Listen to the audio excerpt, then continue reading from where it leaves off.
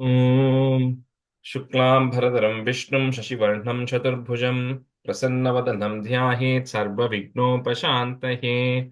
ॐ सहना भवतु, सहनौ भुनक्तु, सह वीर्यं करवावहै, तेजस्विनावधीतमस्तु मा विद्विषावहै। ॐ शान्तिः शान्तिः शान्तिः।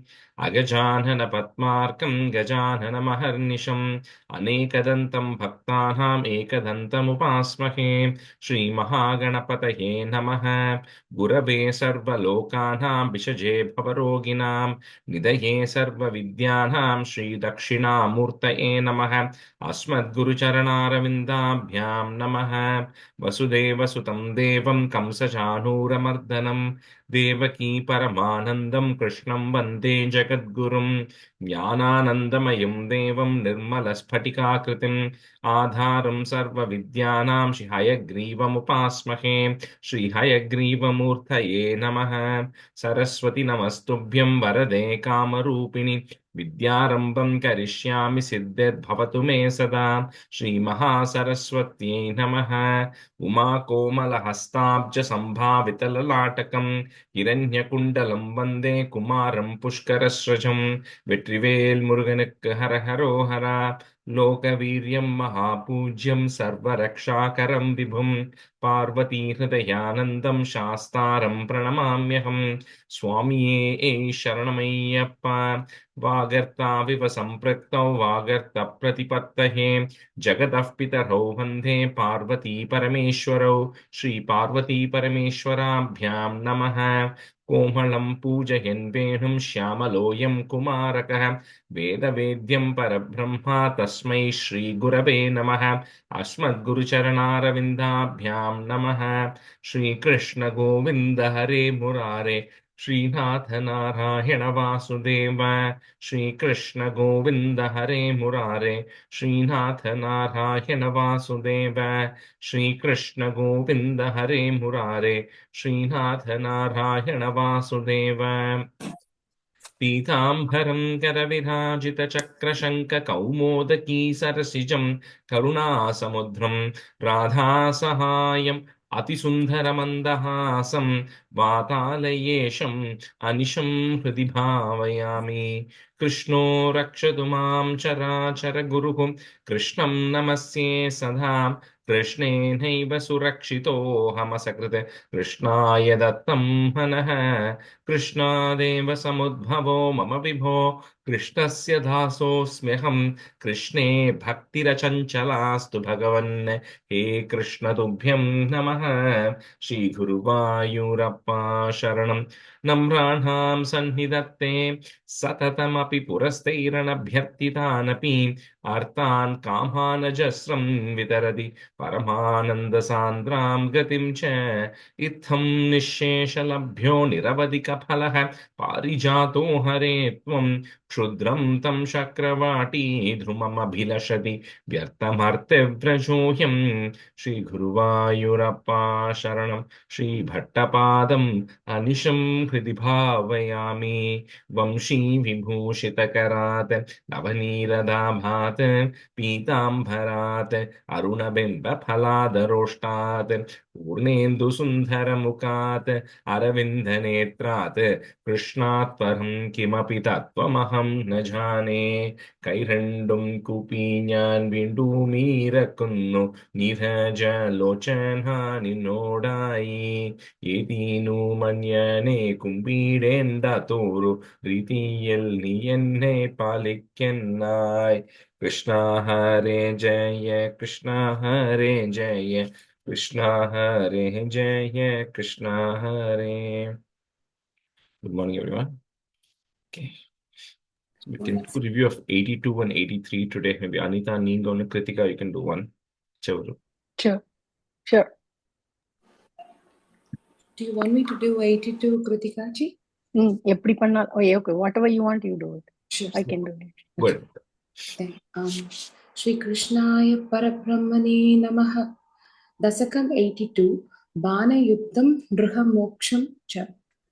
Praptim no Raupmineyah Sakalu Tavakala Sampare Nahrutastam हत्वा रत्या सहाप्तो निजपुरमहरत् रुक्मिकन्यां च धन्याम् तत्पुत्रो तथा निरुद्धो गुणनिधिरवहत् रोचनां रुक्मिबौत्रीं तत्रोद्वा हे कतस्त्वं न्यवति मुसलिना रुक्म्यभिद्यूतवैरात्. Anita, the third line, first word, I heard an extra tha there. It's tat putro thani ruddho. Tat, oh, is it tatrot, sir? No, tat putro thani ruddho. Oh, right, sir. Tatputro Dhani. Okay. Yes, okay.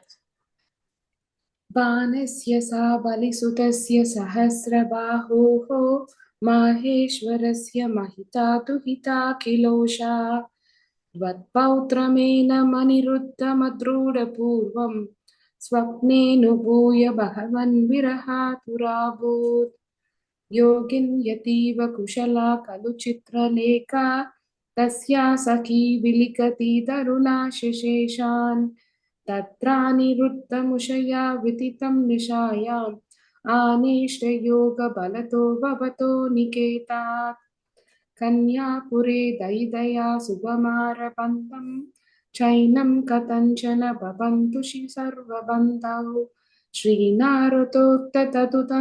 श्रीनारदोक्तततुतन्ततुरन्तरोषैः त्वं तस्य शोणितपुरं यदुभिर्न्यरुन्ताः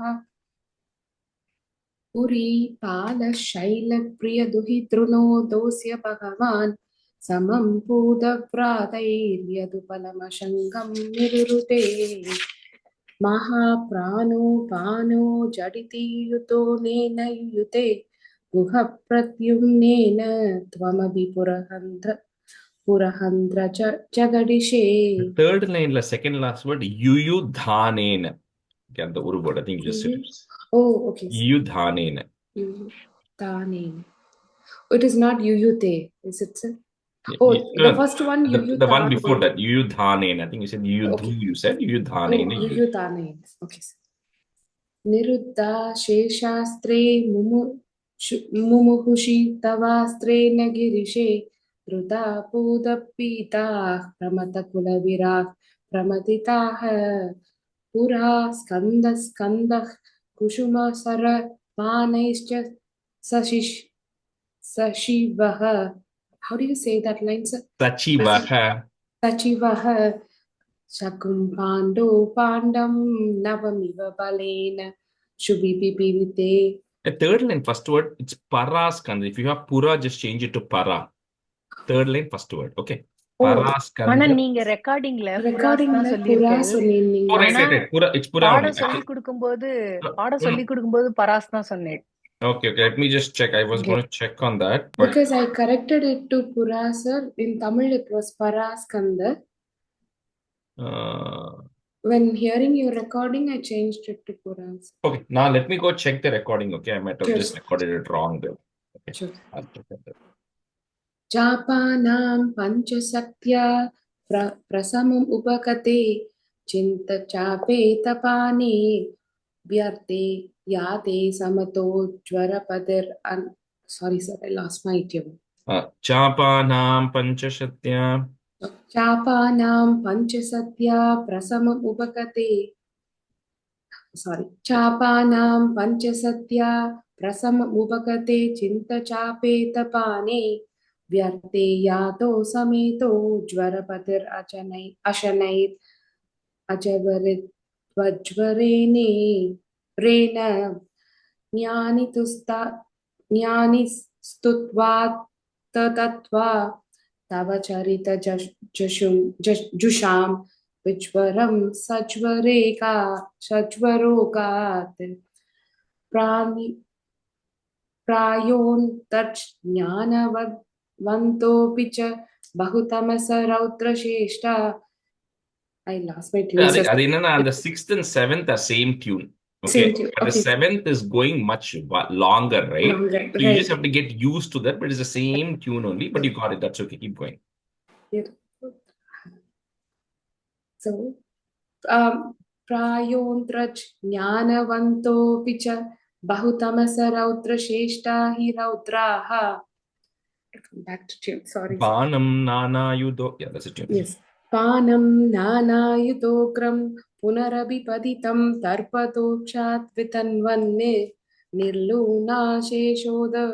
निर्लूनाशेषदोषं सपति बभुषा शङ्करे नोपगीतः तत्वाचा शिष्टबाहु त्वतयम् उभयतो निर्भयं तत्प्रियं तं मुक्त्वा तत्तमानो निजपुरमगम रुद्धः सहोषः. Two small corrections. In the second line, bhubu dusha on the word. Bhubu Okay. dusha. Bubudusha. Okay, and then the last line, Nijapuram agamaha. There is a visarga there. Okay. Okay. Thank you. मुहुस्तावश्चक्रं वरुणमजयो नन्दहरेणे यमं बालानीतौ दवदहनवाने निलसकं वितिं वत्सस्ते ये गिरिशमिह बाणस्य समरे विभो विश्वोत्कर्षी तदयमवतरो जयति ते द्विजरुषा गृहलासवपुर्तरं नृपं धृतिवालयम् आपयन् निजजने द्विजभक्तिम् अनुत्तमाम् उपदिशन् भवनेश्वर पाहि माम्. श्रीकृष्णाय परब्रह्मणे नमः. Very good. Shri It's a Krishna tough chapter. Param. It's a tough chapter. So, The tune change. tunes also change, plus the length also changes, right? So, It was pretty hard practicing because I'm non-musical, but I liked it. It was difficult. it was a good one. You did well. Thank you.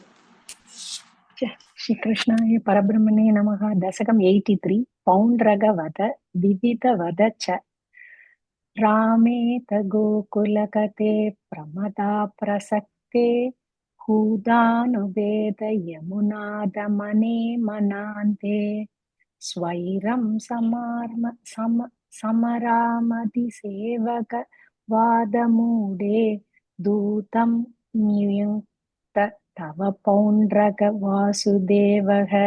Kritika, the third line, Samaramati Vada Mudho. Okay. Samaramati. Vaha illa Samaramati Sen. Sevaka Vada Mudho. I think you said Mude. You said Mudho. Mudo. Narayano Hamavadirna Ihasmi Bhumau Tatse Kilatvamabi Mamakalakshanani Utsrushchyatani Sharanam Prajamamiti Tvam Dudo Jakada Sakalair Hasitas Sabayam Tute Yadavadi Yadava Sainikastvam Yado Tadarnisha Vabukila Poundrakiyam Tapena Vakshasi Kratanka Manalpamulya Si Kaustupam Makarakundala Pitachelam Kalayasham Nijasutarshana Namasyatosya Kalana Lotkara-kirena Sudarshanena Sirsham Chakartita Mamartita Chatyas Shonam Tanmitra Kashibasirobi Chakartakashyam. A third line, last word, Senam. Chasya Senam. Jalyena balaka girabhikilahameva Shivasudeva iti ruda madischiram saha Sayujyameva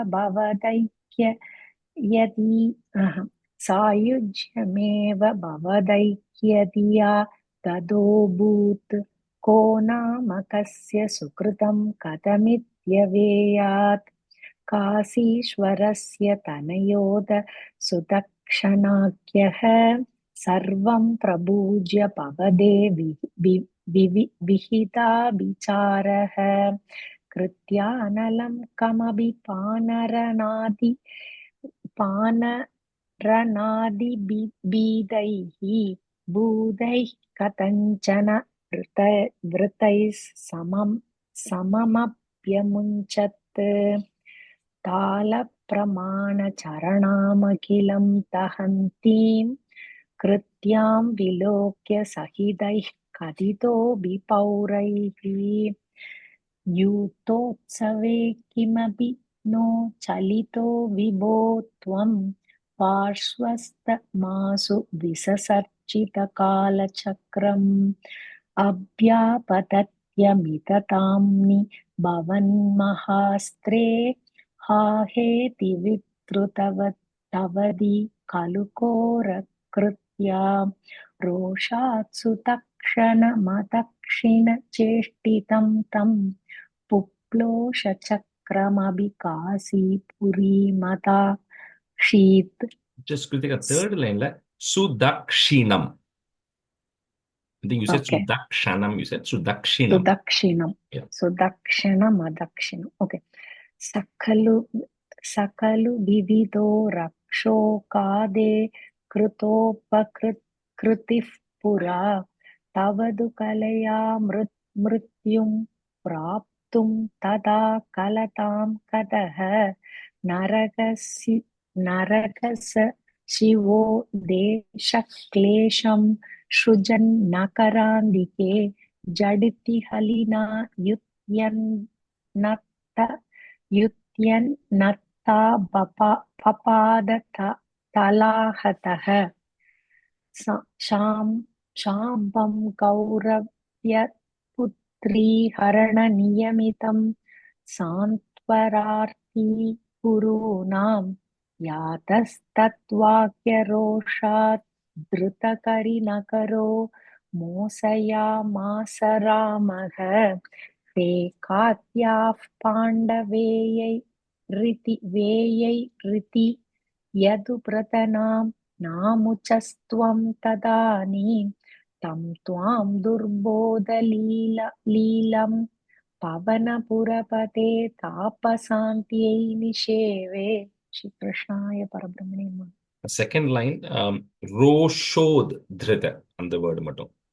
Okay. Okay. Roshod Dhrita. All right, so we'll continue with 84. I think we finished about 4 stanzas. Rajeshri, the Rosho Data Alyada. Roshod Dhrita. Drutavad. This not to the. No, and the first id. First is id, which is part of Roshod. Then Dhrita, but it's all one word. Roshod Dhrita is one word. You cannot break it because it's Rosha Udhrita, 2 different words anga. So Yatastadvakya Rosho Druta. Correct. Yatastadvakya Rosho Dhrita. Druta Karinagaro. Correct, yeah. Karinagaro Mochaya Masaramaham. Okay, so we'll start from stanza 5. So today, let's see. Bhuvana, you can be a student, and Maithili Garu, you can be a student. So 84, stanza 5. Sapadi cha bhavadi kshanotsaveena pramushitamana hridam nitam vihinam atirasa parimukta kanchulike parichaya hridyatare kuchenyalaishihi. So this 5, 6, and 7 stanzas meaning, I'll kind of say it together because it's all kind of one thing. So we saw in the last class about how everybody came to this place called Samanta Panchaka, right, for the solar eclipse which was happening, which is, like we said, was Kurukshetra area, right? So there was, like, they were going to be performing a lot of rituals and other things for which they had come there. And in the previous stanza, 4th stanza, we saw how Vasudeva, Devaki met with Nanda Gopa, Rohini, all of them were meeting because everybody has come, right? The Kauravas, the Pandavas, the Vraja people, Krishna, Balarama, everybody has come there, the Yadavas. So then in this stanza, then that's when Balarama notices that, the Gopikas have also come. Because everybody's come from Vrindavan, that Gokulam also. So he then goes away because he knows that they're all waiting to meet with Krishna. From when? From when he was 10 years old, right? It was really long time back. At the age during the Mahabharata war, Krishna was like 85 or something age. Okay, so at this time during Samantha Panchaka is kind of somewhere there. I don't know the exact age because Mahabharata war is going to happen pretty soon. So this is somewhere in that, right? So it's pretty old. So it's been a really, really long time, right? So when they all meet Krishna, even they are also old, right? So when they all meet Krishna, they just are in a state of, bliss. So they all want to just embrace Krishna, but there's so many of them. They're all so old also, right? So they all want to embrace Krishna. So they get into a state of trance. Just they cannot physically embrace him at that point. So they're all just thinking about him. So at that time, Bhagavatam says that Krishna goes into each of these gopikas and then embraces them from within. So they can actually feel that embrace of Krishna from within, right? So when you feel that, right, then then they get satisfied, because anytime when somebody's sad, you go embrace somebody, that warmth calms them down. So that's what is happening. So Krishna goes to individually to each gopika and then embraces them from within, because of which they are in a state of bliss and they all begin to calm down, so they can finally speak, because they were also not able to even speak to Krishna before. So they can tell Krishna, saying that it is so unfair, that and Krishna actually first tells them that you think I'm very ungrateful, because I never came back, I never reached out to you or anything. But Krishna says it's all fate, right? It's whatever the Supreme Lord decides, that's what is going to happen, right? I was never destined to come back. So this Gopika says it should be funny, ironic, coming out of your mouth, because you are that Supreme Lord. So what do you mean the Supreme Lord did not let you come? It's just your choice, right? You are the Supreme Lord. Why would you not be able to come? So Krishna then retaliates back, saying, if I am the Supreme Lord, then you should realize that I am everywhere, right? I'm inside of you. I'm everywhere as well. And then he reminds these gopikas. And the same thing that Uddhava has told them before also in the 76th chapter when Uddhava went to meet them. So here Krishna says the same thing, saying that, remember, you all were great jnanis, right? You all knew Jnana Yoga really well.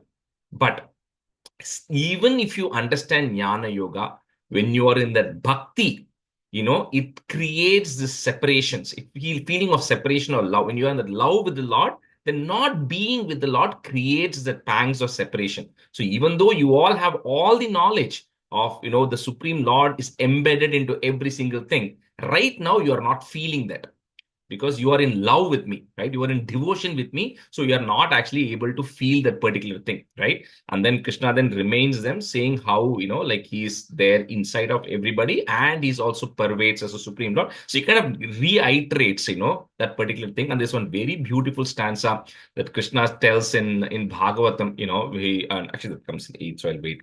So anyway, so here he reminds them of all of this. And then the gopis now are feeling a little bit more relaxed about it. And then in stanza 7, there is a special mention of stanza 6, there's a special mention of Radha, right? So we're saying Krishna goes and meets with Radha as well and gives a special hug, saying that, he knows he knows that she missed him a lot. However, this is all part of what is destined to happen in this incarnation, right? Krishna and Radha are inseparable, right? They're just two sides of a coin kind of thing. But for this particular avatar, for this particular thing, this is how things are supposed to be.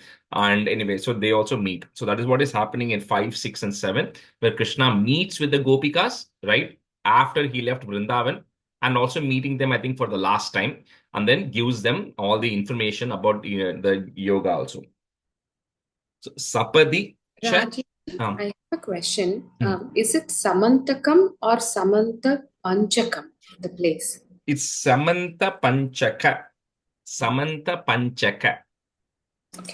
Okay, that's a place. Oh, it is not Samantakam. I should take that out. Yeah. That Samantakam is the money, Money. Okay, sir. the jewel. This is Samanta Panchaka is the name of the place. Thank you. Sapadi cha bhavadikshanotsavena, pramushita mana hridam nitambininam ati rasa parimukta kanchulike, parichaya hridyatare kuche nyalaishihi. Sapadi cha bhavadikshanotsavena pramushitama hridam nitambininam atirasa parimukta kanchulike parichaya hridyatare kuche nyalaishihi.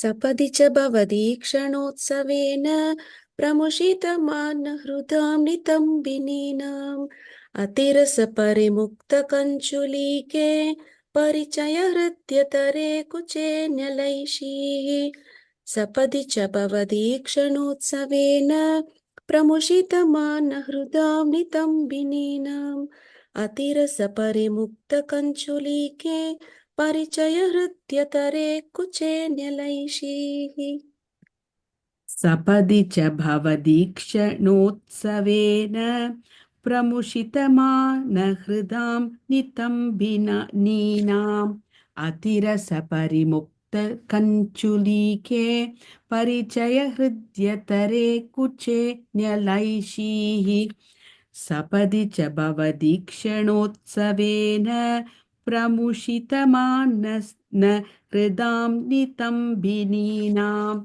अतिरसपरिमुक्तकञ्चुलीके हृद्यतरे कुचेन्यलैषीः sorry Ripu Jana Kalahaihi. Put a F to join. Kalahai. Punaha. Put another F to join. Punaf. Punarme, comma. Samupagatair iyati. That might be easy to say it, or you can say the whole word together also. Samupagatair iyati vilambana bhoot. Iti krita parirambhane tvayi drak. Ik sound, comma, drak. Ati vivasha khalu radhika nililye. Radhika referring to Radha here. Ripujana. comma Inga? third Comma, line the after drak, after that ik. oh drag okay thank you Ripujana kalahai punaf punarme samupagatairiyati vilambana bhoot iti krita parirambhane tvayidrak ati vivasha khalu radhika nililye.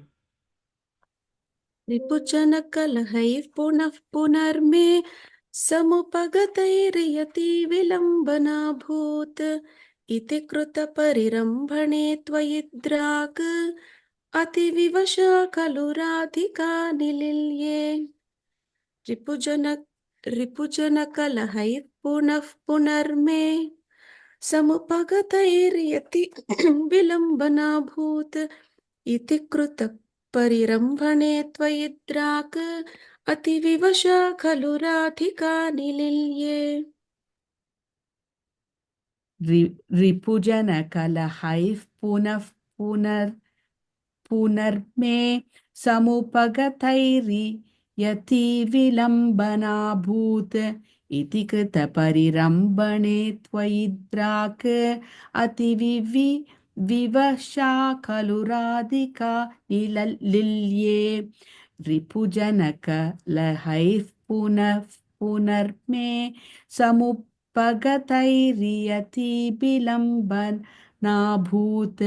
इति कृतपरिरम्भणे त्वयि द्राक् अतिविवशा खलु Radhika निलिल्ये Apagata viraha vyatas tada taha. You won't have a visarga. Add a visarga and put a comma there because we're pausing there. Taha, comma. Rahasi vidhaya dadata tattva bodham parama sukha chidatmakoham. So that's first of all, that whole line is going to be together if you have it as one line. Okay. And not many places where we can break it. So parama sukha chidatmakoham. You can break it that ma atmakoham atmet yudhayatu. Okay, that is one word. So atmakoham atmed yudhayatu vaha. Put a is to join was sputameva chetasiti, short e. So I'll repeat that word again. You cannot, because you cannot break that word. So parama sukha chid atmakoham atmed yudhayatu. So here, just one example here that Krishna tells us, like, and there are a lot of such examples, right? Like if you think of the Panchabhutam, right? Our body has all of those ingredients inside of our body. But those Panchabhutams exist independent of us outside our body, right? Like water exists everywhere, independent of whether I exist or not. But I cannot exist without water in me, right? So similarly, Krishna is saying, you got to think of me like that. I exist outside of you, independent of you. But at the same time, I exist inside of you, and you cannot exist without me being inside of you. Okay, so that is the example that he's actually telling there. So you have to think of me as being inside of you mandatorily and also external of you, independent of you. अपगत विरहव्यतास्तदाताः रहसि विधाय ददात तत्त्वबोधम् परमसुखचिदात्मकोऽहमात्मेत्युदयतु वस्फुटमेव चेतसीति.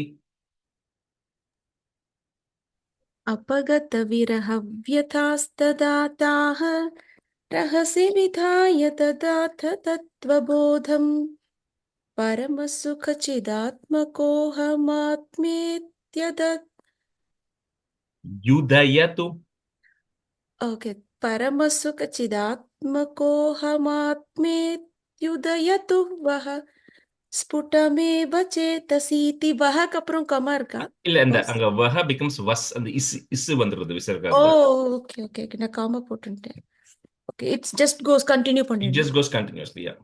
Okay अपगतविरहव्यतास्तदाताः रहसि विधाय ददाथ तत्त्वबोधम् परमसुखचिदात्मकोऽहमात्मेत्युदयतु वः स्फुटमेव चेतसीति. Rajesh, your question in the first line, in Tamil, they have given hyphenated words. So, abakata hyphen viraha hyphen vyatas tatataha. So, where would we break? Is viraha is one and vyatas? I think that is a right break, right? Apagata viraha vyatas tada taha. Thank you. Rajashree இந்த second லைன்ல நீங்க சொன்னீங்க அது பரம சுக சிதாத்மகோஹம்னு, அப்புறமா ஆத்மேத்யுதயத்துன்னு சொன்னீங்க, right? Yeah, if you want to break it, because on that word is aham, right? So the chidatmakoham atmet. அது பிரேக் பண்ண எப்படி சொன்னது? Break pannam without breaking, you just kind of say it together. Na paramasuka chidatmakoham atmet. You just don't stop, right? It will automatically come. Okay, I think that the im, when you're breaking at that im or not breaking, it's only a matter of whether you're taking a very small pause. That's all. That's the only difference. There's no other difference. If you don't pause, it will go continuously. Sorry, go ahead. Rajesh, can I say something? Yeah. In my book, it's Parama Sukha Chidatmago Hamatmeti. And then the fourth line is Udayatu. Yeah. Vaspudamevach. That's also correct, right? Yeah, that's correct. But generally, that, unless we are pausing there, the T and U becomes Q, which is what this is. Okay. So when we're saying Atma Koham Atmet Yuda, right? So that extra word is it and the U. That it and the U is nothing but T plus U is Q. Okay, because we are not pausing there, that two words are getting joined. When they are getting joined, then you generally don't separate out those two words. If you're stopping there, then you keep those two words separate. Okay. Okay. Thank you. Thank you. अपगत विरहव्यथास्तदाताः रहसि विधाय ददाथ तत्त्वबोधम् परमसुखचिदात्मको हमात्मेयुदयतु वस्फुटमेव ते चेतसीति. अपगत विरहव्यतास्तदाताः रहसि विधाय ददाथ तत्त्वबोधम् परमसुखचिदात्मकोऽहम् आत्मेयुदयतु वस्फुटमेव चेतसीति. That's 8. सुखरसपरिमिश्रितो वियोगः किमपि पुरा भवदुद्धवोपदेशैः समभवदमृतः अमुतः परं तु तासां परमसुखैक्यमयी भवद्विचिन्ता. So this is a small stuti that the Gopikas do to Krishna at this point, like a prayer, right?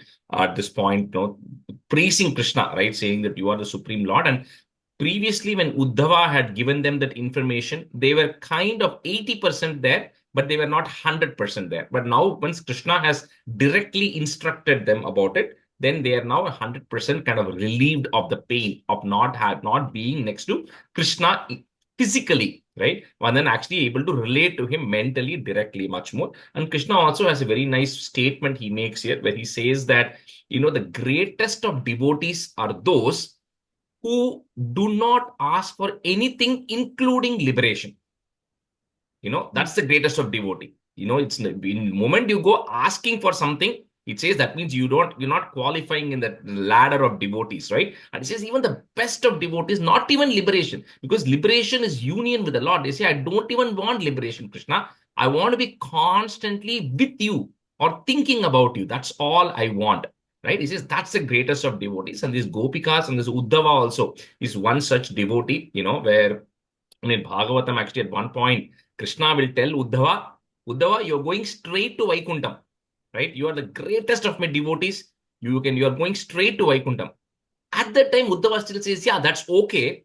But even that period between till I go to Vaikuntham, I want to be with you and I want to only hear things about you, right? So, because we'll say, okay, I got the end result, right? I've already won it. Why will I go do anything else? But Uddhava will say, no, that doesn't matter. I don't even want Vaikuntham, right? I want to be just with you all the time and constantly be thinking about you. And that's what Krishna says to the Gopika. That is the greatest of devotees, and you will always continue to remember me. And you all are similar. So, Sukha Rasa Parimishrito Biyogaha, Kimapi Pura Bhavat Uddhavopadeshaihi. You can break it that the Pura Bhavat Uddhavopadeshaihi. Samabhavat Amutaha is there. Put a F to join. Samabhavat Amutaf Param tu Tasam, Parama Sukaikyamayi Bhavat Vichinta. Sukarasa Parimishhrito Viyogaha Kimapi Pura Bhavaduddhavopadeshaihi Samabhavadamutaf Param tu Tasam Paramasukaikyamahi Bhavat Vichinta. सुखरसपरिमिश्रितो वियोगः किमपि पुरा भवदुद्धवोपदेशैः समभवदमुतः परन्तु तासां परमसुखैक्यमयी भवद्विचिन्ता. सुखरसपरिमिश्रितो वियोगः किमपि पुरा भवदुद्धवोपदेशैः समभवदमुतः परन्तु तासां परमसुखैक्यमयी भवद्विचिन्ता. सुकरसपरिमिश्रितो वियोगः किमपि पुरा भवदुद्धवोपदेशैः समभवदमुतः परं तु तासां परमसुखैक्यमयी भवद्विचिन्ता. सुकरसपरिमिश्रितो वियोगः किमपि पुरा भवदुद्धवोपदेशैः समभवदमुक्तः परं तु तासां परमसुखैक्यमयी भवद्विचिन्ता. That's a nine.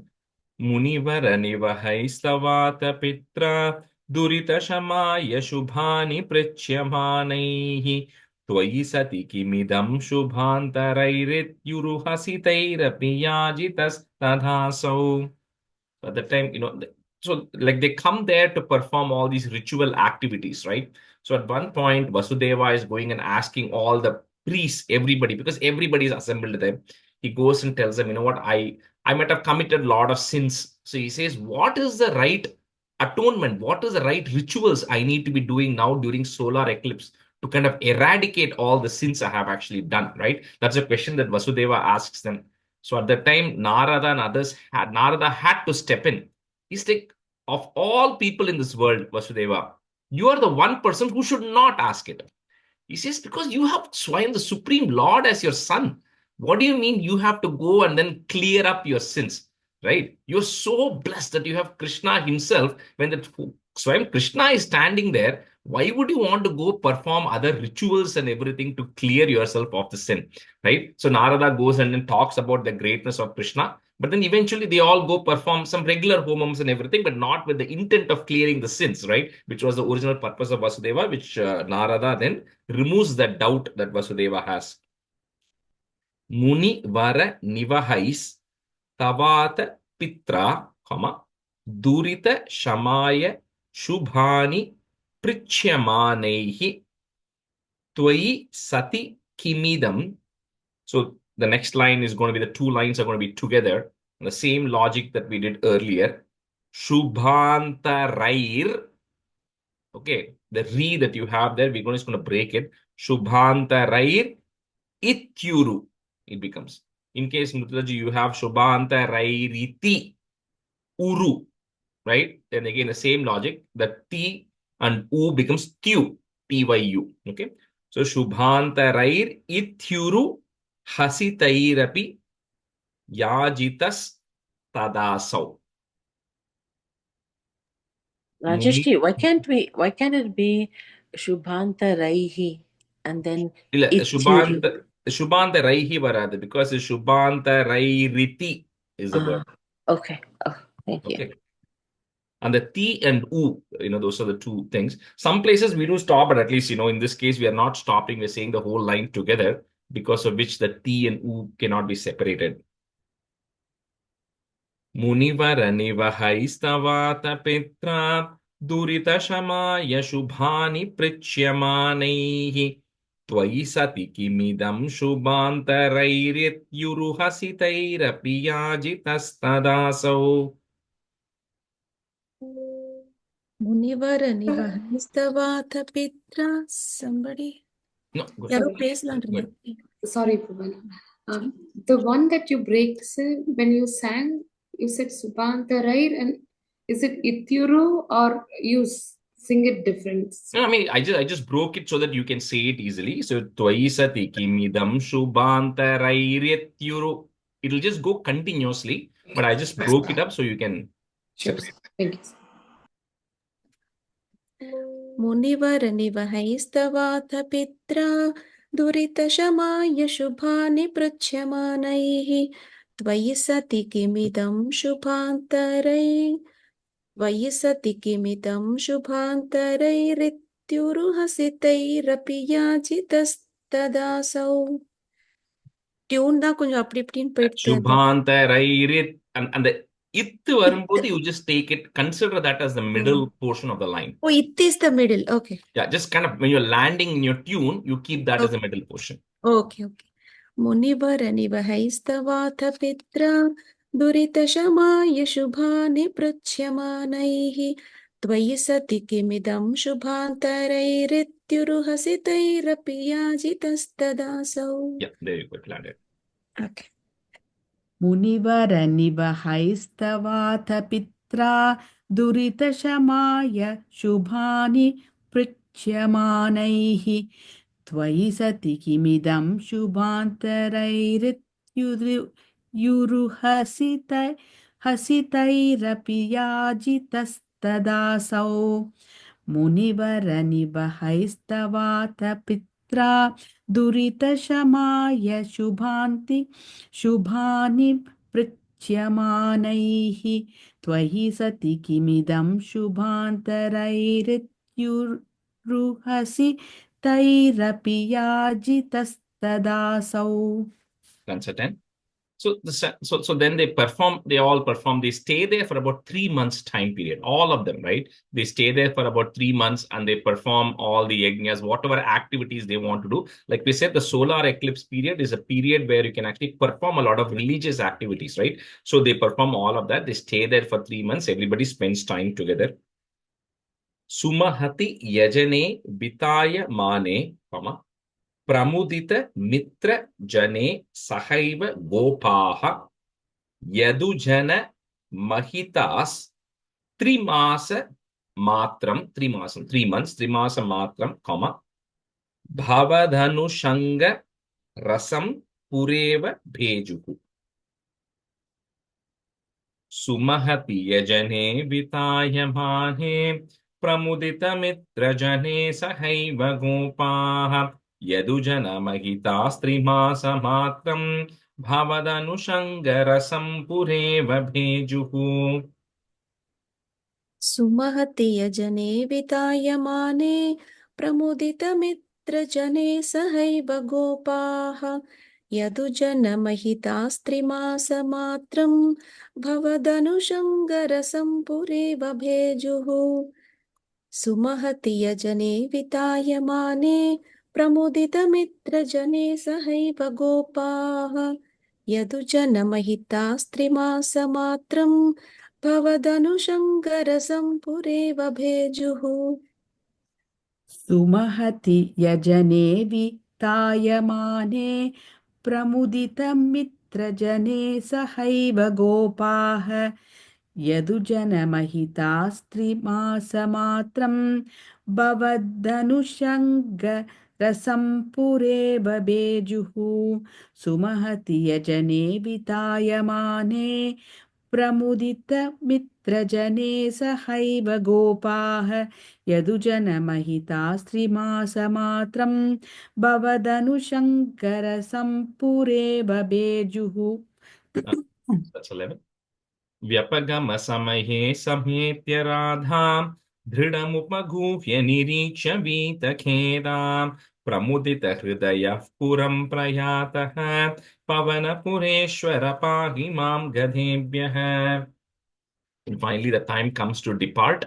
And then Krishna then tells the final goodbye to all of these Gopas, Gopikas for the last time, right? And then this again special mention of Radha here by Bhattatri saying you go embrace Radha one last time to make sure she's completely relieved of any sorrow, right? And then once now that you know that all these Gopas, Gopikas are calmed down, they are in a state of happiness, they are not too much worried about you, they're not in sorrow, you then happily depart to Dwaraka. Krishna, Guru, please eradicate my ailments. Vyapagama samaye sametya radham, dridam upaguhya nirikshya vita khedam pramudita hridayaha, put a F, hridaya puram prayataha, pavanapureshwara pahi mam gadebhyaha. Vyapagama-samaye samhetya radham dridamupagухya nirikshya vitakhedam pramudita hridayah puram prayataha pavanapureshwara pahi mam gadebhyah. व्यपगमसमये समेत्य राधां दृढमुपगूह्य निरीक्ष्य वीतखेदां प्रमुदितहृदयः पुरं प्रयातः पवनपुरेश्वर पाहि मां गदेभ्यः व्यपगमसमये समेत्य राधां दृढमुपगूह्य निरीक्ष्य वीतखेदां प्रमुदितहृदयः पुरं प्रयातः पवनपुरेश्वर पाहि मां गदेभ्यः व्यपगमसमये समेत्य राधां दृढमुपगूह्य निरीक्ष्य वीतखेदां प्रमुदितहृदयः पुरं प्रयातः पवनपुरेश्वर पाहि मां गदेभ्यः व्यपगमसमये समेत्य राधां दृढमुपगूह्य निरीक्ष्य वीतखेदां प्रमुदितहृदयः पुरं प्रयातः पवनपुरेश्वर पाहि मां गदेभ्यः. Krishnaya Parabrahmane Namaha. Okay, so the Dasakam 85, Jarasandha Vadha Varnanam. I think this also has the Shishupala Vadam. So I think some of your books might have that also kind of called out. Stanza 1. ततो मगधभूभृता चिरनिरोधसङ्क्लेशितं शताष्टकयुतायुतद्वितयमीश भूमिभृताम् अनाथशरणायते कमपि पूरुषं प्राहिनोत् अयाचत समागधक्षपणमेव किं भूयसाम्. So we saw about this Jarasandha extensively, right? In 77, we saw how he attacked Krishna 17 times, each time with 23 Akshohinis of army, right? And then the 18th time, Krishna then just let him win, and Krishna then ran away when the Yavana and everybody came. So that the same Jarasandha is coming back now, right? So that Jarasandha, so he actually had, just like how Narakasura had in captive 16,000 women, this Jarasandha, who was the king of Magadha, had in captive 20,800 kings. He had occupied all those kingdoms, right? And that's why Shata, 100, Ashtaka, 8, Shatashtaka means 800, Ayuta means 20,000. So it's a Yuta, so 20,800 kings. Dvitaya, so that particular word there. 20,800 kings he had occupied and kept them as hostage. So somehow these kings, just like how those women contacted Krishna from Narakasura's kingdom, these kings messaged Krishna saying, Krishna, you have to come and rescue us from this Jarasandha, right? That's the message Krishna gets. Tato Magada Bhubrata Chira Niroda Sankleshitam, Shatashtaka Yuta Dvitayamisha Bhumi Bhritam Anata Sharanaya te kamapi purusham prahinot. Put a it at the end of that line, comma. Next word, the will become a. Ayachata sa magada kshapanameva kim bhuyasa. அந்த second லைன்ல பூமி பிருதாமா இது பூபிருதாம் இருக்கு தமிழ்ல. Bhumi bhritam. They are a burden. He was a burden on the earth, in the bhumi. The first line is bhubhrita. Second line is bhumi bhritam. எங்க first line? அது பூபிருதாமா. Second line தான். அந்த சதாஷ்டக யுத அந்த லைன் எண்ட்ல பூமி bhritam. தமிழ்ல பூபிருதாம் இருக்கு.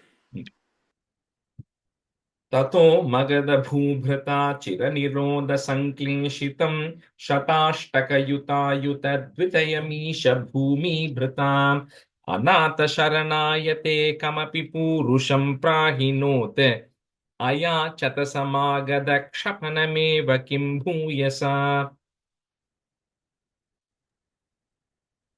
ततो मगधभूभृता चिरनिरोधसङ्क्लेशितं सताष्टकयुतायुतद्वितयमीश भूमिभृताम् अनाथशरणायते कमपि पूरुषं प्राहिनोत् अयाचत समागतक्षपणमेव किं भूयसा. ततो मगधभूभृता चिरनिरोधसङ्क्लेशितं सताष्टकयुतायुतद्वितयमीश भूमिभृताम् अनाथशरणायते कमपि पूरुषं प्राहिनोत् अयाचत समागतक्षपणमेव किं भूयसा. जरासन्ध वधवर्णनं राजसूयवर्णनं च.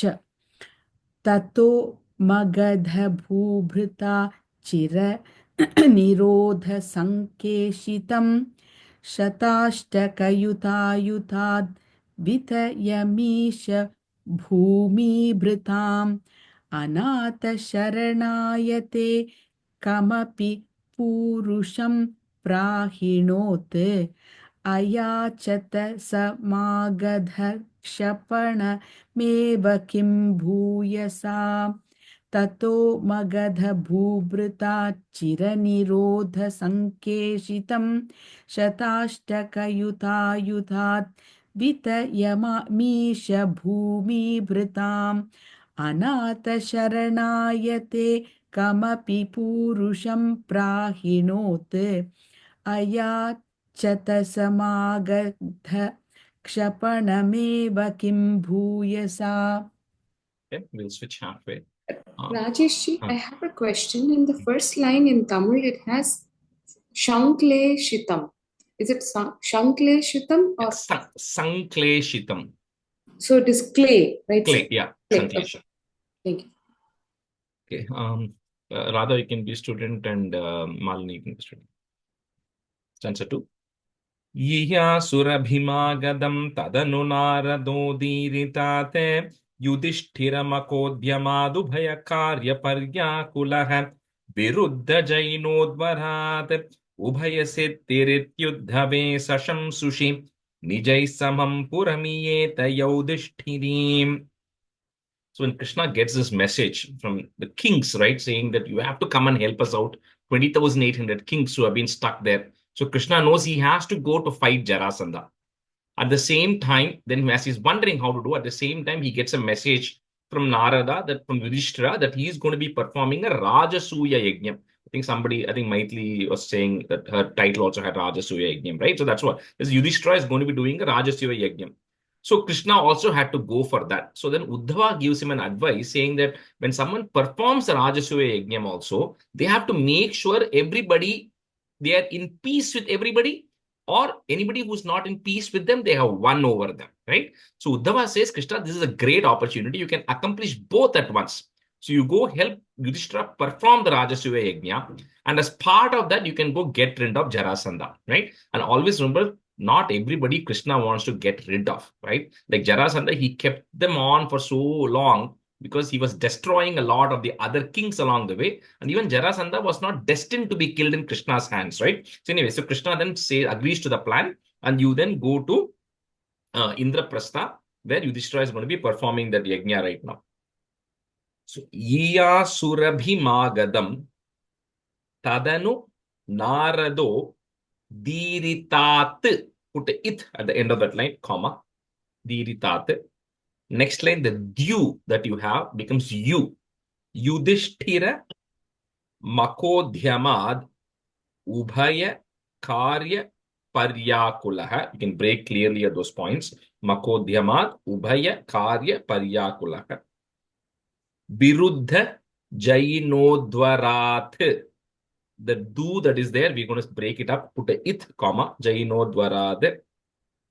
Next word will start with the u. Ubhaya Siddhir Ityuddhave. And then put a plus.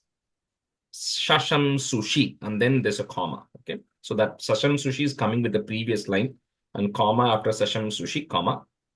Nijaihi is there, put the is to join. Nijais Samam Puramiyeta Yaudhishtirim. So third line is an important one. Viruddha Jainodvarat it, comma, and then the line goes continuously till Shasham Sushi. Gihya Surabhimagadham Tadanu Narado Diritate Yudhishthira Makodhyamadhubaya Karya Paryakulaha Viruddha Jainodvarat Ubhaya Siddhirityuddhave Shasham Sushi Nijai Samham Puramiyeta Yaudhishtirim. Iya surabhimagadam tadanu narado diritat yudhishthiramakodhyamarat ubhayakaryam paryakulaha viruddha jainodvarat ubhayasiddhityuddhame shashamshusi nijai samam purami eta yaudhishtirim. Iya surabhimagadam tadanu narado diritat yudhishthiramakodhyamarat ubhayakarya paryakulaha viruddha jainodvarat ubhayasiddhirutyuddhame shashamshusi nijai samam purami eta yaudhishtirim. Rather, the second line, Makodhyamat. That's all. I'm hearing a ra when you say there. There's no ra there. Makodhyamat. Makodhyamat. Yeah, correct. ईयाशुरभिमागतं तदनु नारदो दीरितात् युधिष्ठिरमगोद्यमात्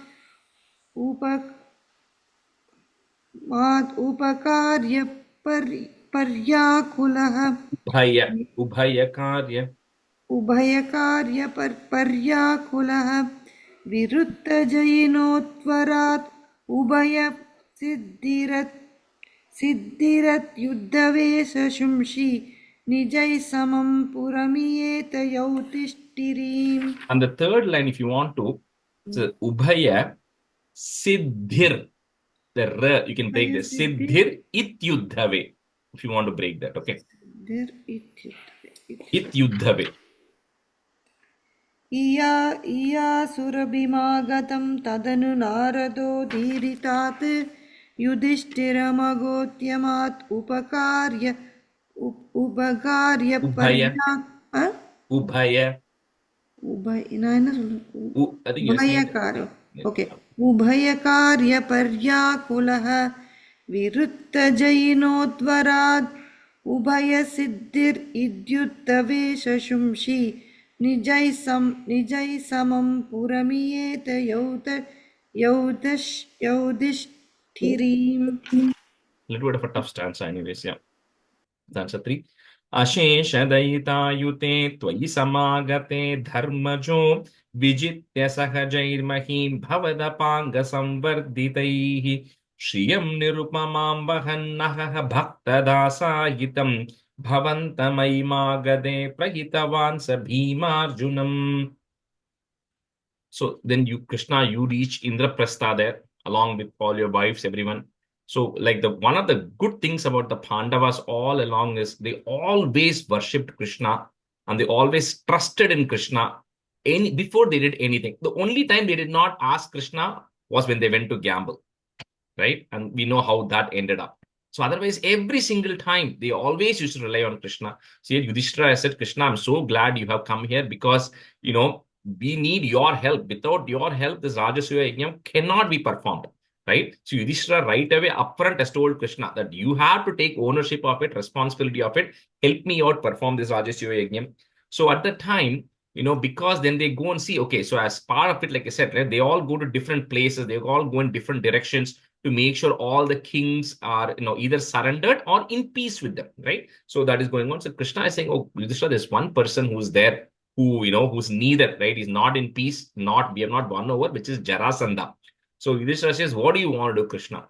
So Krishna says, okay, myself, Bhima, and Arjuna, all three of us are going to go to meet with Jarasandha, and then we'll get rid of him, right? So that's why in the end it says, Prahitavan sa Bhima Arjunam, Bhima Arjuna. So all three of you are going there to meet with Jarasandha.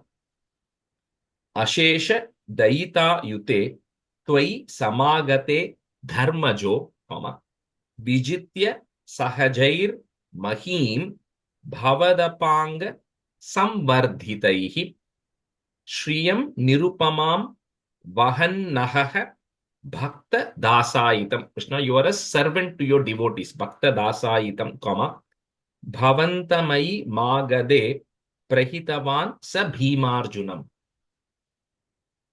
अशेषदयितायुते त्वयि समागते धर्मजो विजित्य सहजैर्महीं भवदपाङ्गसंवर्धितैः श्रियं निरुपमां वहन्नः भक्तदासायितं भवन्तमयिमागदे प्रहितवान् स भीमार्जुनम्. अशेषदयितायुते त्वयि समागते धर्मजो विजित्य सहजैर्महीं भवदपाङ्गसंवर्धितैः श्रियं निरुपमां वहन्नः भक्तदासायितं भवन्तमयिमागदे प्रहितवान् सभी भीमार्जुनன் சொல்லணுமா? Bhimarjunam. அங்க ஒரு pause. You can say it together only. Sa Bhimarjunam. It's kind of comes together only. अशेषदयितायुते त्वयि समागते धर्मजो विजित्य सहजैर्महीं भवदपाङ्गसंवर्धितैः श्रियं निरुपमां वहन्नः भक्तदासायितं भवन्तमयिमागदे प्रहितवान् स भीमार्जुनम्. अशेषदयितायुते त्वयि समागते धर्मजो विजित्य सहजैर्महीं भवदपाङ्गसंवर्धितैः श्रियं निरुपमां वहन्नगः भक्तदासाहितं भवन्तमयिमागते प्रहितवान् स भीमार्जुनम् अशेषदयिदायुते त्वयि समागते धर्मजो विहित्य सहजैर्महीं भवतः पाङ्गसंवर्तितैः श्रियं निरुपमां वहन्नगः भक्तदासायितं भवन्तमयिमागते प्रहितवान् स भीमार्जुनम्. Once over. गिरिव्रजपुरं गतास्तदनु देवयूयं त्रयो यया च समरोत्सवं द्विजमिषेण तं मागधम् अपूर्णसुकृतं त्वमुं पवनजेन सङ्ग्रामयन् निरीक्ष्य सह जिष्णुना त्वमपि राजयुध्वा स्थितः. So then, see, you can't just enter Jarasandha's kingdom like that, right? So these guys are just going in as, as individuals. So what they do is they actually go dressed up like some Brahmins because that way they can enter the kingdom. And there are certain times when Jarasandha meets with visitors and then he gives them whatever they ask for. All these kings did that. So at that time, Krishna, Bhima, and Arjuna go there to Jarasandha, right? And then they go as Brahmins and he asks, okay, what do you want?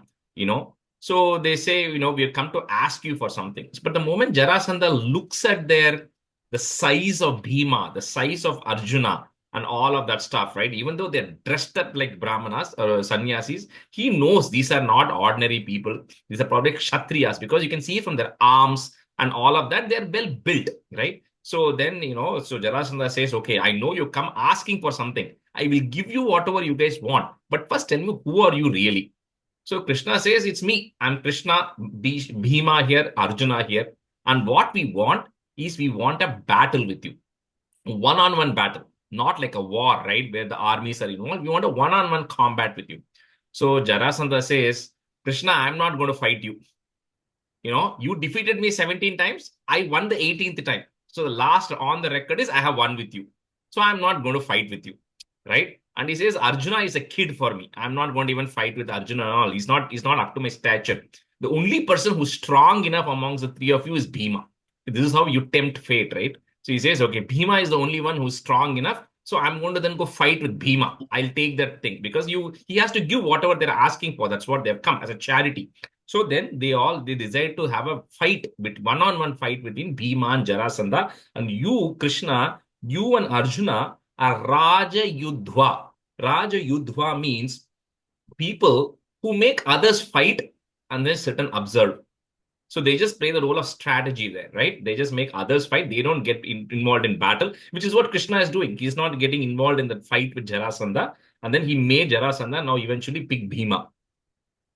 So Giri Braja Puram Gatas Tadanu Deva Yuyam Trayo, Yayacha Samarotsavam Dvija Mishena Tam Magadham Apurna Sukrutam Twamum Pavanajena Sangramayan Nirikshya Saha Jishnuna Twamapi Raja Yudhva Stitaha. Gire Brajapuram Gatas Tadanu Deva Yuyam Trayo Yayacha Samarotsavam Dvijamishena Tam Magadham Apurna Sukrutam Twamum Pavanajena Sangramayan Niriksha Saha Jishnuna Twamapi Raja Yudhva Stitaha. Ramayan Kitaka Kamava. Sangramayan. End of that line, comma. அது first லைன்ல கதான்ற pass இருக்காங்க. கிரிவிரஜபுரம் கதா Deva Yuyam Trayo. End of each line is the pause. First line is Trayo is the end of the first line.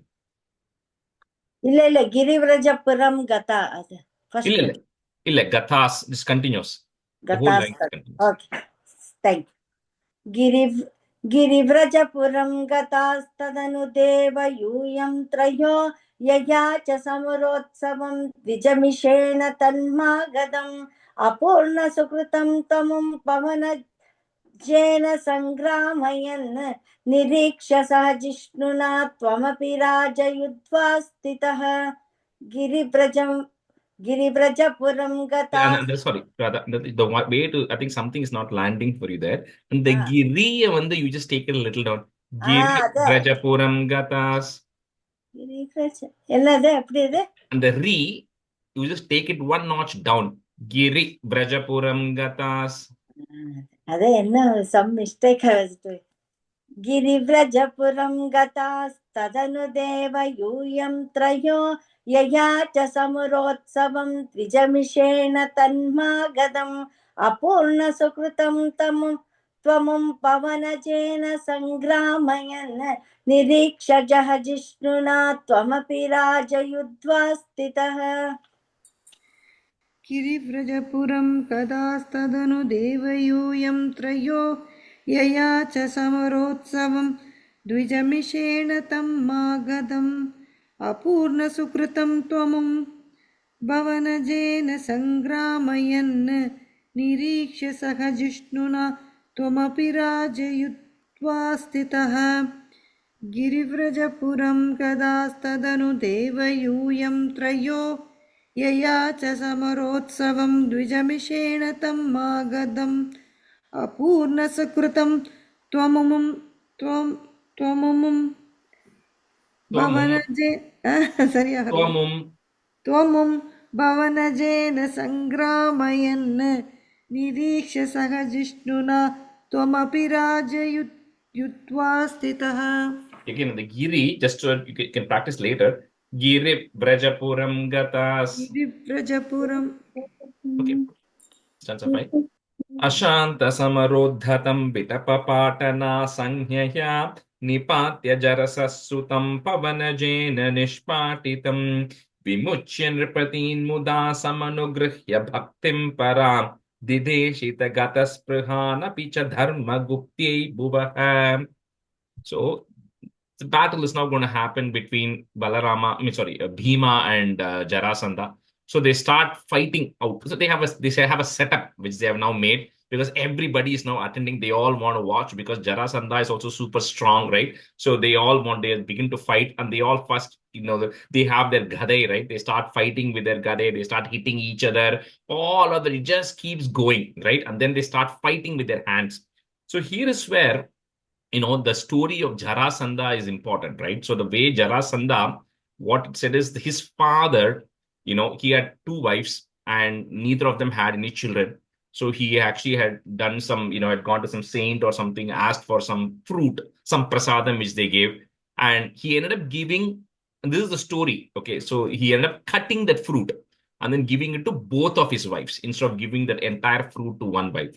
So what it says, and I don't know how this is, what it says is when he was born, it was born as two different babies, neither of them fully formed. Okay. So what they do is they end up discarding that baby in a forest. So there is this Vana Devata called Jara, who then finds these two, and then she somehow is able to join them together.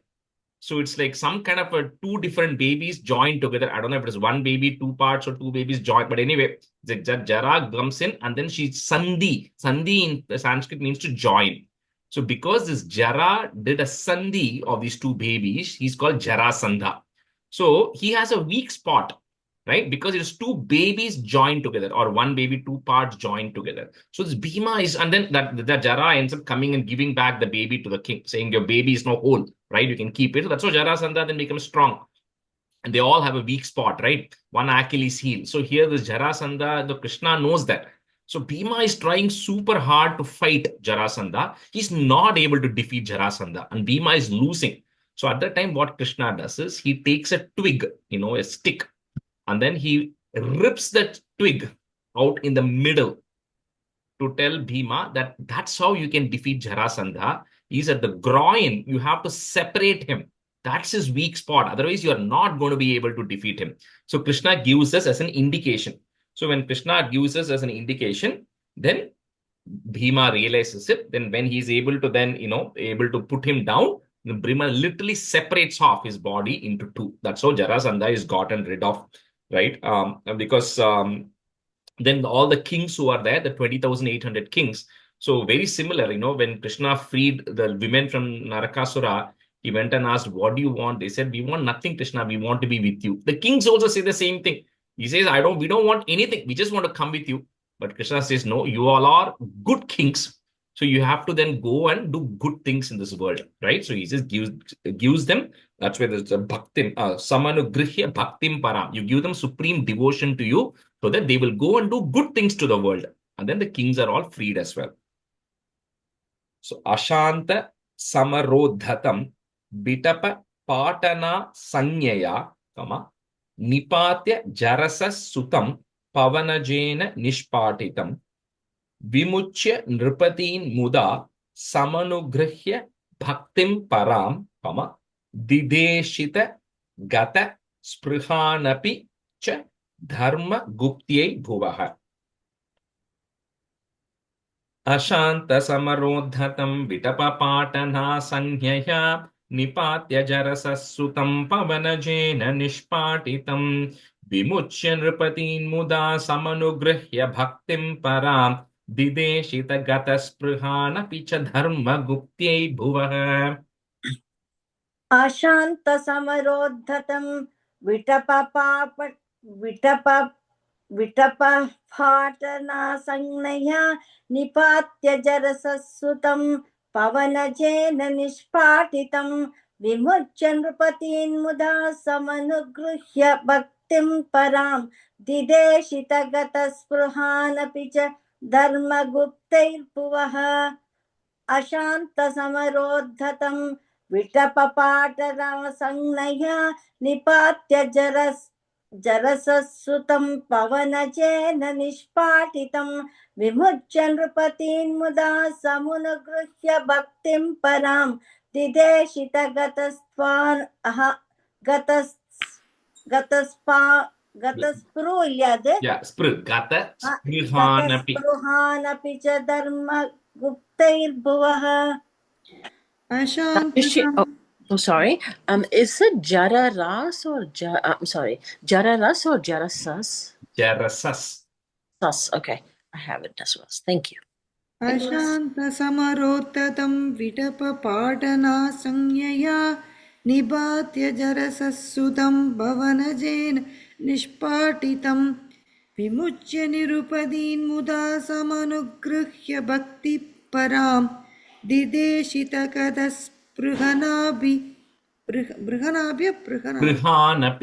बृहानपि च धर्मगुप्त्यै भुवः अशान्तसमरोत्ततं विटपपाटनासंज्ञया निपात्य जरसस्सुतं भवनजेन निष्पाटितं विमुच्य निरुपदीन्मुदा समनुगृह्य भक्तिं परां दिदेशितकदस्पृहानपि च धर्मगुप्त्यै भुवः. Rajesh, which line says in the Krishna says the Bhima, this is the part you have to split, then So in the bitapa patana sanyaya. So like by you're by telling him to split it. So it is kind of literally not said like Krishna. So it is more like you hint. So I think this the sir word varudhu Sa ashanta samarodhatam vitapa patana sanya.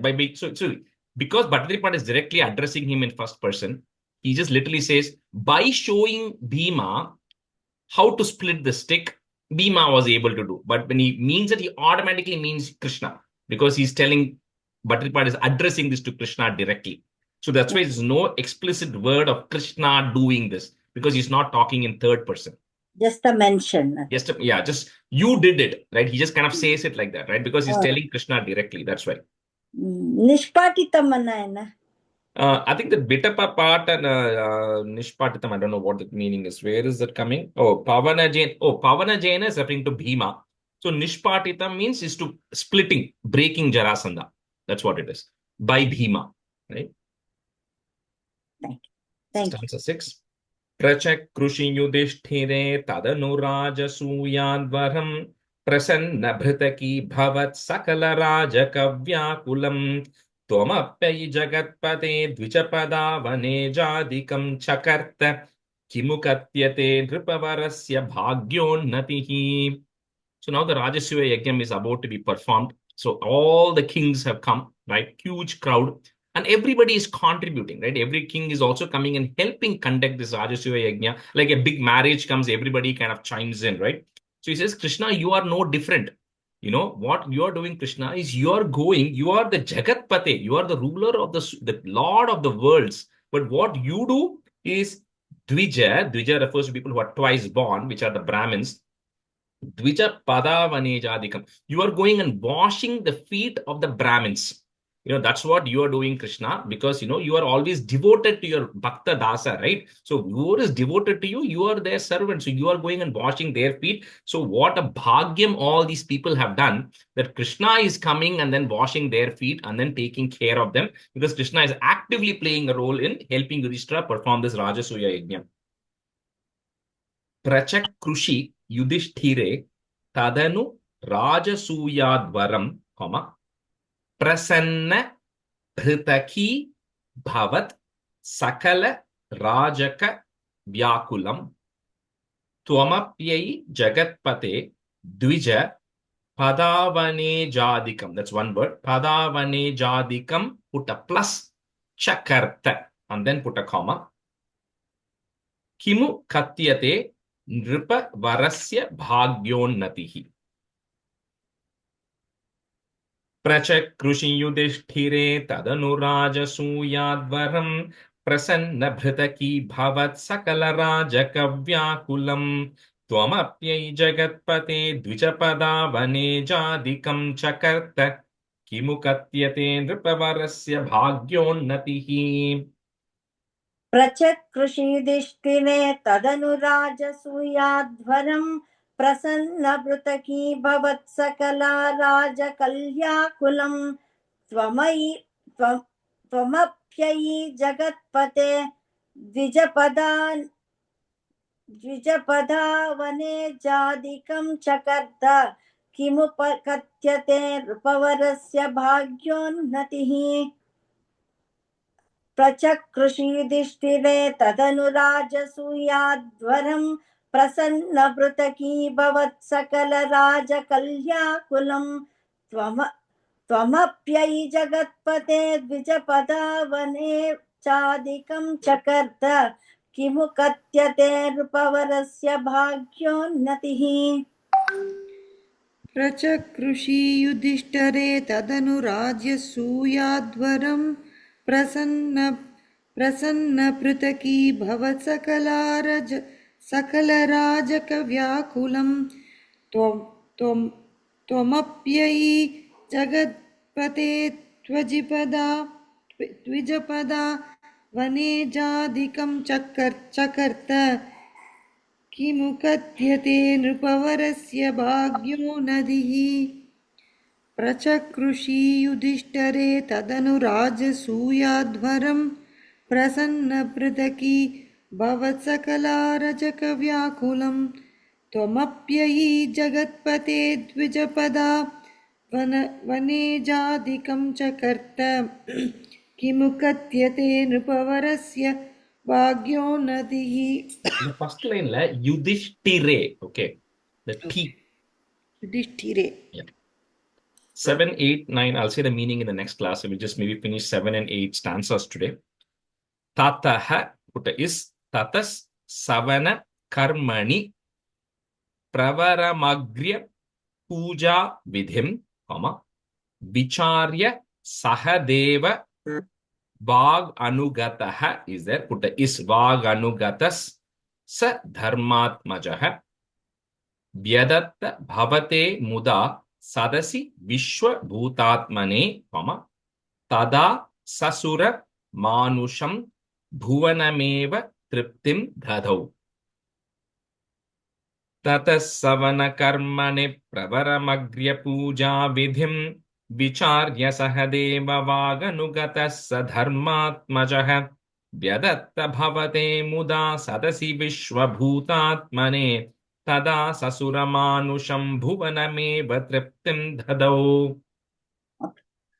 ततः सवनकर्मणि प्रवरमग्र्य पूजाविधिं विचार्य सह देव वागनु Yeah, and the g that is coming, right?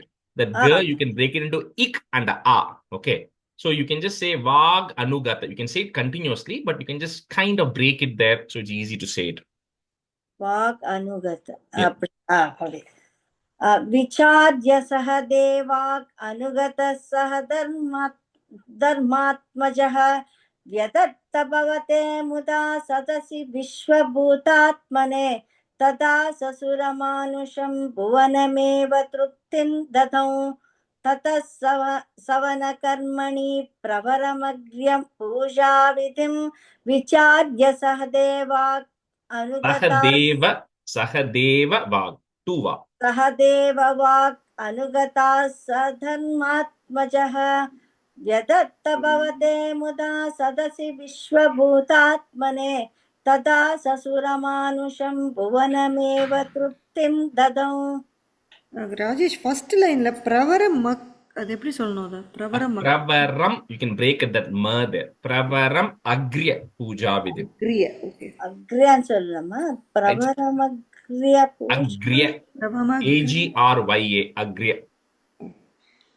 Okay தத சவன கர்மணி பிரவரமக்ரிய பூஜா விதிம் விசார்ய சகதேவ வாக் அனுகதஸ் धर्मात्मजः व्यदत्त भवदे मुदा सदसि विश्वभूतात्मने तदा ससुरमानुषं भुवनमेव तृप्तिं तदौ ततः सवनकर्मणि प्रवरमर्घ्य पूजाविधिं विचार्य सहदेव वाक् अनुगतस्धर्मात्मजः व्यदत्त भवदे मुदा सदसि विश्वभूतात्मने तदा ससुरमानुषं भुवनमेव तृप्तिं तदौ. Only the second line la dharmatmaja, just before that there is a sa. Did you? I think you missed saying that. Anugatas dharma. Stanza 8. Tataha put is tatas sapadi chedipo mriga nripeshu tishtat swaho, comma. முனி தான் இருக்கு முனி நிர்பேஷு தான் இருக்கு Muni nripeshu. Okay, I heard it is mriga. Okay, sorry. Muni nripeshu tishtat swaho, comma. Sabha jayati ko jadaha put f jadaf pashupa durdurutam vatum iti tvaicha durvacho vitatim can break it that ma udvamannasanat put a it at the end of that line udvamannasanat, comma. Next time if we have a du that becomes u udapatat udayudaha put a is to join udayudas samapatan namum pandavaha tatas sapadi chedipo muni nripeshu tishtat swaho sabha jayati ko jadaf pashupadur durutam vatum ite tvaisa durvacho vitatim udvamannasanat udapatat udayudhas samapatan namum pandavaha. Tatas sapati chedipo muninrupeshu तिष्ठत्सहो सभा जयति को जड पशुपदुर्दुटरूटं वटुम् इति त्वयि स दुर्वचोवित उद्वमन्नासनात् उदापत उदायुधः समपतन् नमुं पाण्डवाः. The third line. Yeah. Among is and sa yudha samapatanamum. The third line vitatim udvamannasanat.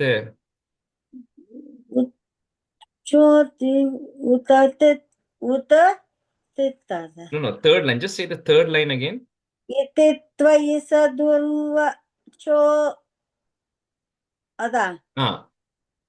Durvacho vitatim udvamannasanat udhatapata udharayudha Samapatanmanum Pandavaha. Yeah. One time is okay. We're almost at 8:30. Yeah, I'm do it once. yeah, sure. ततः सबति चेदिपो मुनिनृपेषु तिष्ठत् स्वहो सभाजयति को जडः पशुपदुर्दुरूढं वडुम् इतिं त्वयि स दुर्वचो विदितम् उद्वमन्नासनात् उदापदतु उदायुध समपदन्नमुं पाण्डवाः. I'll just say the last two lines again. Okay. Iti tvaisa dhurvacho vithathim udvamannasanat udapatat udayudhas samapatannamum pandavaha.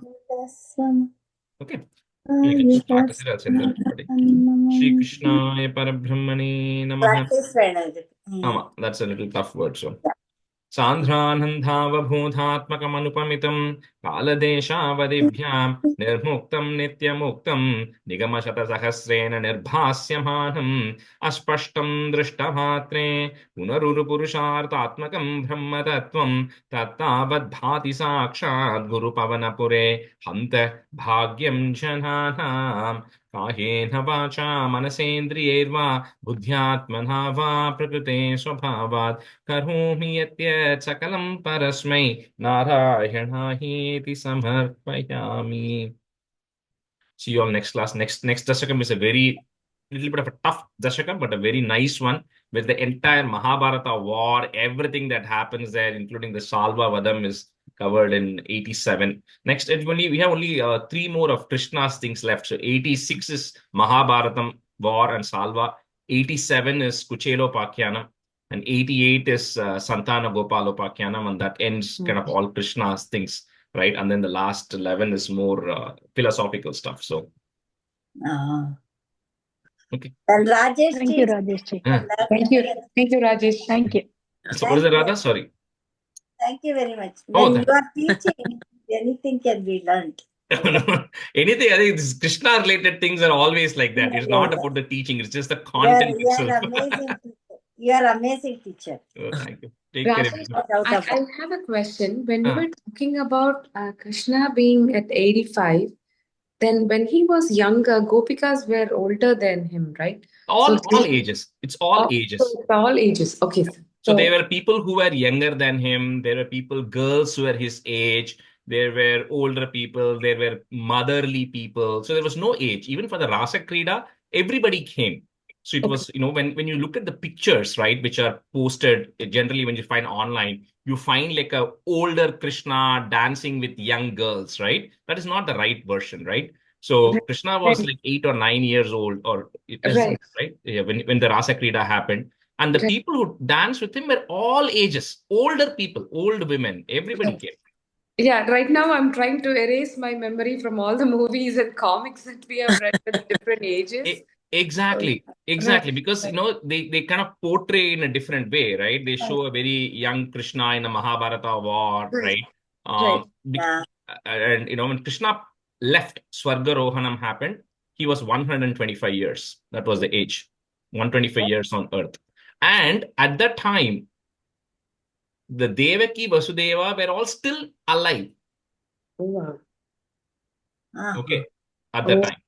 It's like, it's so hard to wrap around so much things to erase and redo things. Okay, thank you, sir. Correct. And Yudhishthira, they were all still alive when Krishna left. Vidura was still alive. Dhritarashtra was still alive. Right? Dhritarashtra is like, like Pandavas is Periyappa, right? So Arjuna is same age as Krishna, approximately.